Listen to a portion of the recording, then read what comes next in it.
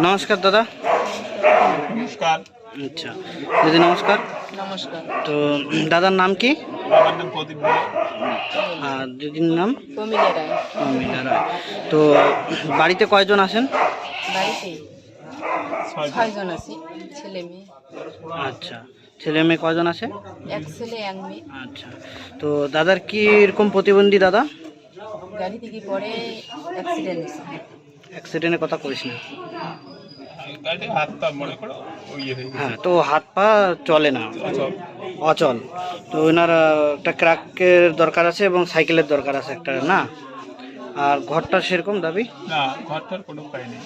আচ্ছা, তো এখনো পর্যন্ত সরকারের কাছে কি কি দাম পাওয়া গেছে?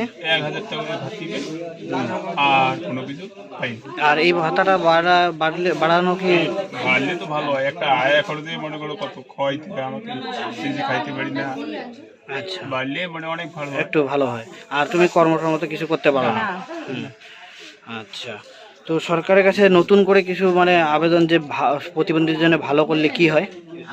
বলতে সুবিধা হয়, এই যেমন যেমন মনে করো ভাতিটা বাড়াইলে অনেক ভালো হয়। যেমন ঘর একটা আমার নাই। হ্যাঁ, আপনার তাহলে মোটামুটি যেগুলো দাবি হচ্ছে, একটা ট্রাইসাইকেল, একটা হচ্ছে তোমার ক্র্যাকের দরকার আছে, একটা ঘরের দরকার আছে, আর ভাতিটা ভাতাটা একটু বাড়ানোর দরকার আছে। আচ্ছা,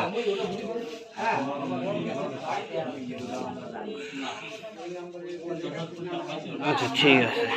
তো বিভিন্ন কোম্পানির লিডার এবং সরকারের কাছে আবেদন যে এই দাদার একটু সাহায্যের দরকার আছে এবং প্রতিবন্ধী, ওনার সার্টিফিকেটও আছে, তাই না? সার্টিফিকেট তো আছে। হ্যাঁ, তো এনাকে একটু সাহায্যের হাত বাড়িয়ে দিবেন। ধন্যবাদ।